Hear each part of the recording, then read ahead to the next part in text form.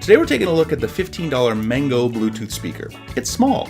It's so small that if someone were to say to me, Doug, is that a Bluetooth speaker in your pocket, or are you just happy to see me? My reply would be, I am happy to see you, but not in a sexual way. And yes, that is a Bluetooth speaker in my pocket, but it's so small that it's nearly imperceptible. You must have really been staring intently at my groin to even notice that there might be a Bluetooth speaker in there. I think this discussion is better had with our head of HR. I will pull up our respective Outlook calendars and find a time today when the three of us can meet, perhaps for a 30-minute meeting.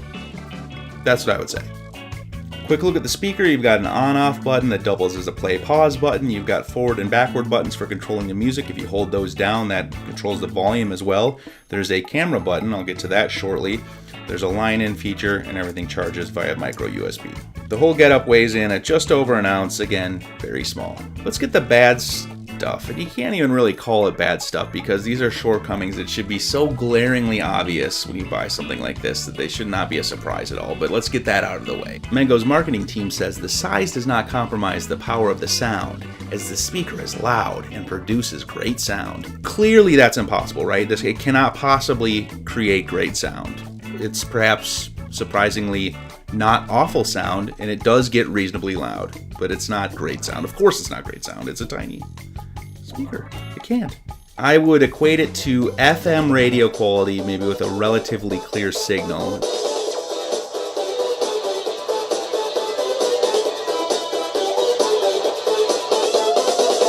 Everything sounds best at about 75% volume. 75% volume on this and 75% volume on your phone. That's when you're going to get the best sound. But still, not great sound. Of course not.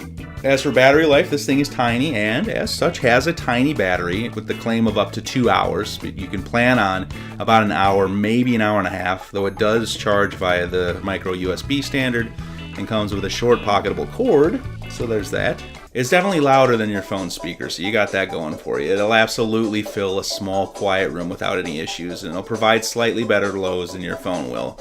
If you're sitting around a table with a few friends, sure, this could work for you. You could also conceivably get away with using this in your cubicle if you've been told you could listen to music at a reasonable volume from 9 to 11.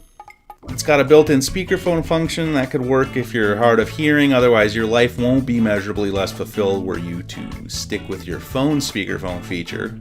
There is one pretty unique feature. There's a remote selfie button. So you open up your camera app, you hit the selfie button, and it'll trigger your camera to snap a photo. Oh, and the actual Bluetooth pairing process, the initial pairing, is very quick. So for $15, you've got not terrible sound. You've got the remote camera feature.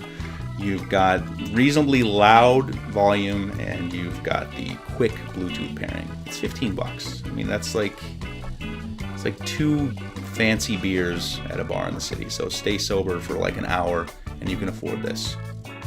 Or just buy this and the beer. You're working, you're making some decent money. Just splurge a little. It's not the end of the world. You can afford it. I believe in you.